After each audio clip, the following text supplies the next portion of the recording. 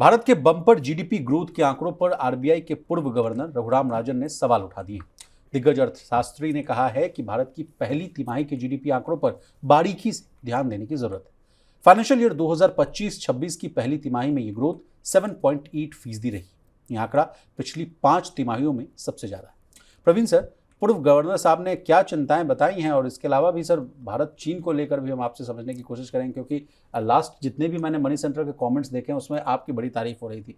लोग कह रहे थे कि प्रवीण जी बहुत अच्छी तरीके से इंटरनेशनल रिलेशंस हो या डिप्लोमेसी को हो, बहुत ही बारीकी से अच्छे से समझा देते हैं। तो पहले अपनी जीडीपी पे बात कर लेते हैं, then we will move to China. नहीं, देखिए, रघुराम राजन ने बहुत वक्त बाद कुछ क्रिटिकल चीज़ें बोली हैं पूरे के पूरी इकोनॉमी को लेके, देश की इकोनॉमी को लेके। इस वक्त पे उनका कमेंट आया है, जबकि 7.8% की एक बड़ी जो ग्रोथ है वो दिखाई दी है हमको Q1 में। तो अब उन्होंने दो बहुत महत्वपूर्ण बातें इसमें कही हैं। उन्होंने कहा कि अगर ग्रोथ के नंबर इतने अच्छे हैं तो प्राइवेट केपेक्स कहाँ पे है, प्राइवेट एक्सपेंडिचर कहाँ पे है, उसका अभाव है। और इस चीज़ से सरकार असल में जूझ रही है पिछले 2-2.5 साल से। जी, इसी बात को और आसान भाषा में समझा दीजिए सर। प्राइवेट इन्वेस्टमेंट की जो आप बात कर रहे हैं, प्राइवेट इन्वेस्टमेंट का देखिए, केपेक्स दो तरीके के हैं मोटे तौर पर। अगर हम देखें, एक गवर्नमेंट का केपेक्स होता है कैपिटल एक्सपेंडिचर, दूसरा होता है प्राइवेट कैपिटल एक्सपेंडिचर। गवर्नमेंट का एक्सपेंडिचर हो गया, जैसे मान लीजिए इंफ्रा पे खर्च करना, रोड बनाना हो, पुल बनाना हो, बिल्कुल, हॉस्पिटल्स बनाने, स्कूल्स बनाने हो, ठीक है। और प्राइवेट में भी आपका चाहे आपकी फैक्ट्रीज बनानी हो, चाहे इस तरह का इंफ्रा और इस तरह का असेट क्रिएट करना हो जिससे लॉन्ग टर्म के फिर आपको मान लीजिए आप मैन्युफैक्चरिंग की बात करना चाह रहे हैं। नॉट ओनली मैन्युफैक्चरिंग, तमाम तरह की चीज़ें हैं, चाहे आपके सर्विसेज सेक्टर में ही सही, लेकिन प्राइवेट इन्वेस्टमेंट का न होना ये एक बहुत बड़ा कंसर्न बता रहे हैं। ऐसे इन्वेस्टमेंट जिनसे कि लंबे वक्त में आपको रिटर्न मिलते हैं, ठीक है सर, और पूरी की पूरी इकोनॉमी को उसमें मिलता है फ़ायदा, क्योंकि उस वहाँ पे अच्छा खासा वर्कफोर्स लगता है, उनको आप नौकरी देते तो वो पूरी इकोनॉमी को एक रफ्तार देने में कारगर होते हैं। ठीक है, तो अब रघुराम राजन ने एक तो बड़ा मसला ये उठाया है कि साहब आपकी इकोनॉमी तो मान लीजिए 7.5% या उससे ऊपर की रफ्तार से भाग रही है जी, लेकिन इस इकोनॉमी में जो निजी कंपनियां हैं वो डरी हुई क्यों हैं, वो पैसा क्यों लगाने से हिचक रही हैं। तो ये एक उनका बड़ा सवाल है।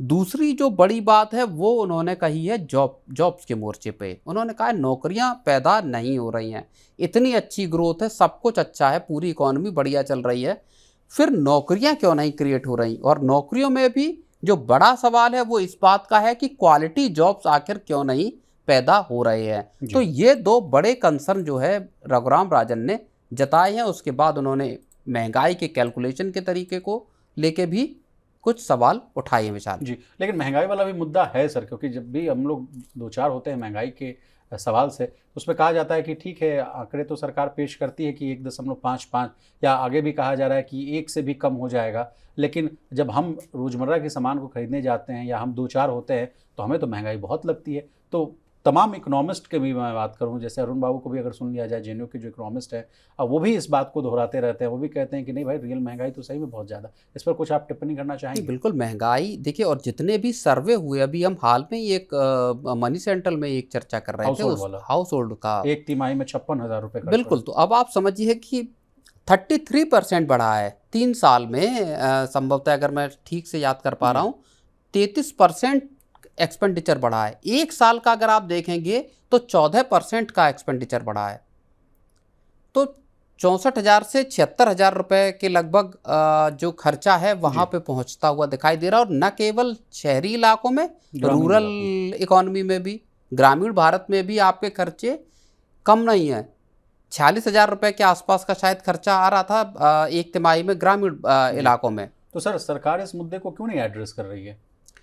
अब इसी चीज़ का जिक्र रघुराम राजन कर रहे हैं और इसी चीज़ का जिक्र कई इकोनॉमिस्ट कर चुके हैं कि क्या महंगाई के जो आकलन के तौर तरीके हैं, क्या वहाँ पे सुधार करने की ज़रूरत है। अगर सरकार को इतना ही लग रहा था सर कि महंगाई नहीं है तो फिर जीएसटी रेट कट करने की क्यों जरूरत थी? नहीं, देखिए, बिल्कुल, ये तो खैर चीज़ एक बेसिक चीज़ है जो कि निकल के आती है कि आपको उस चीज़ को समझ में 1.55% महंगाई दर है, तो फिर आप क्यों 8 साल के बाद आप तमाम जो रेट कट? नहीं, देखिए, रियल अगर महंगाई को कैप्चर किया जाएगा, अगर उसको कैलकुलेट किया जाएगा तो वो बहुत ज़्यादा निकलेगी। लोगों की जो वेज ग्रोथ है उसके मुकाबले उससे कहीं ज़्यादा महंगाई की ग्रोथ है।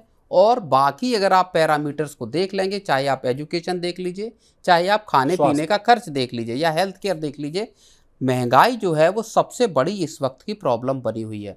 अब सरकार ने जीएसटी कट हो या इनकम टैक्स में रिलीफ देने की बात हो, दो बड़े कम से कम उठाए, और तीसरा आरबीआई की तरफ से उठाया गया है जी, जहां पे कि रेट कट किया गया विशाल। जी जी। अब सर चीन वाले मामले पर आते हैं प्रवीण सर। रघुराम राजन के अनुसार कहा गया है कि भारत और चीन के बीच आसानी से दोस्ती नहीं हो सकती है। इसके पीछे उन्होंने जो तर्क दिया है, एक तो दिया है ऐतिहासिक कारण बताया है उन्होंने, और दूसरा बताया है उन्होंने कि विश्वास जो है, मतलब ट्रस्ट बनने में थोड़ा समय लगेगा।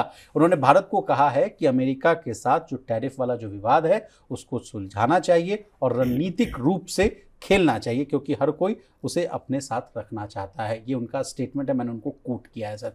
इसी के साथ सर मेरा एक सवाल है कि आज की जो सबसे ताज़ा खबर ये है कि अमेरिका से टीम जो है अपने देश आने वाली है। क्या sir India US trade deal जो है बहुत जल्द होता हुआ दिखेगा? हाँ, कम से कम बात तो शुरू होती हुई दिखाई दे रही है। जो यूएस के चीफ नेगोशिएटर हैं आपके स्टीवन चार्ल्स विटकॉफ, वो भारत आज रात में आ रहे हैं। कल से अचानक से खबर आई सर ये। हाँ, मंगलवार से दोनों देशों के बीच ट्रेड को लेके बातचीत शुरू हो जाएगी। तो ये एक बड़ा अपडेट है इस सिलसिले में कि भारत और यूएस की ट्रेड डील का किस तरह का स्टेटस है। दूसरी चीज़ बड़ी ये है कि जो खबरें आ रही हैं उसमें ये कहा जा रहा है कि जो डेयरी सेक्टर को लेके एक जो आशंका थी कि अमेरिका चाहता है कि साहब आप पूरा डेयरी सेक्टर हमारे लिए खोल दें, अमेरिकी दूध दही के लिए, वहाँ पे अब थोड़ी चीज़ें संभलती हुई दिख रही हैं इस लिहाज से कि अब अमेरिका चाहता है कि ठीक है साहब आप पूरा डेयरी सेक्टर ना खोलिए, लेकिन जो हाई एंड जो महंगे जो प्रीमियम चीज़, मोज़रेला, इस तरह के जो प्रोडक्ट्स हैं इन पे हम टैरिफ कम करते हैं। यानी बाई प्रोडक्ट्स के जरिए अब ट्रेड करना चाहते हैं। तो वो प्रीमियम प्रोडक्ट्स हैं, उसको जो इस्तेमाल करने वाला तबका है वो देश का 2 से 5% के आसपास का तबका है। तो वहाँ सरकार वो रियायत देने के लिए तैयार भी है। और अमेरिका जो दूध या दही है, इस तरह के प्रोडक्ट्स हैं जो आम मास लेवल पे कंज्यूम किए जाते हैं, वहाँ शायद अब रियायतों की डिमांड नहीं करेगा। एक ये बड़ा अपडेट है जो ये दिखाता है कि दोनों देश अब थोड़े करीब आ रहे हैं ट्रेड डील करने को लेके। और पिछले कुछ अगर आप दिनों को देखेंगे तो दोनों देशों के बीच में जो बर्फ है वो पिघलती हुई दिखाई दी है संबंधों में।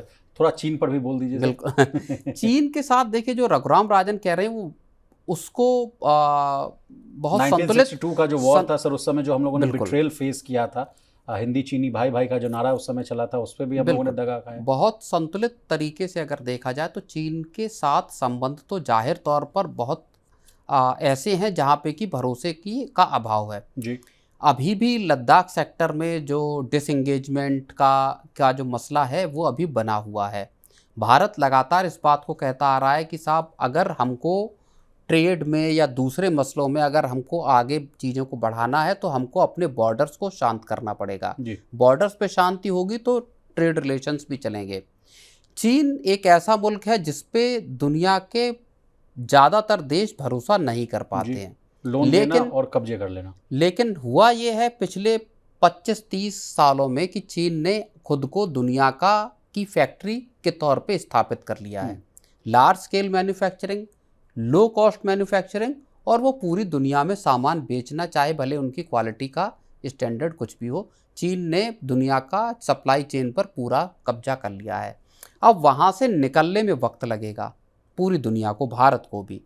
दूसरी चीज़, हाल के दिनों में अमेरिका ने जिस तरह की परिस्थितियां पैदा की भारत के लिए, रशियन क्रूड के खरीदारी का बहाना बना के, उसने भारत के सामने कोई दूसरा ऑप्शन छोड़ा नहीं कि वो रीअलाइनमेंट के रास्ते पे चले, जिसमें चीन, रूस, भारत और आपका ब्राज़ील जैसे 4-5 बड़े देश शामिल हों। दूसरी चीज़ ये कि भारत ने कन्फ्रंटेशन का सहारा लिया नहीं अमेरिका के साथ डीलिंग करते वक्त। अगर भारत ब्राज़ील की तरह कन्फ्रंट करता अमेरिका को तो शायद चीज़ें और ख़राब होती, और हो सकता है कि कोई नियर टर्म ट्रेड डील की तरफ जो हम देख रहे हैं, फर्स्ट रेंज की सही, कुछ कम सामानों की सही, लेकिन कम से कम संबंध पटरी पे आते हुए देख रहे हैं। भरोसा देखिए ना चीन का है ना अमेरिका का है। कम से कम मौजूदा मतलब पिछले 4-5 महीने की जो घटनाक्रम हुए हैं उसने भारत और अमेरिका के संबंधों को 25 साल पीछे लाके खड़ा कर दिया है। तो अब दिक्कत यह है कि आपके पास एक तरफ एक तरह का व्यक्ति मौजूद है, दूसरी तरफ दूसरे कैरेक्टर का व्यक्ति मौजूद है, और इनसे आपको डील करना ही करना है, क्योंकि अभी हमारी बहुत सारी चीज़ें जो हैं वो पेंडिंग पड़ी हुई हैं। भारत को एक सुपर पावर बनने के रास्ते में अभी बहुत सारे कदम और चल रहे हैं। जी जी।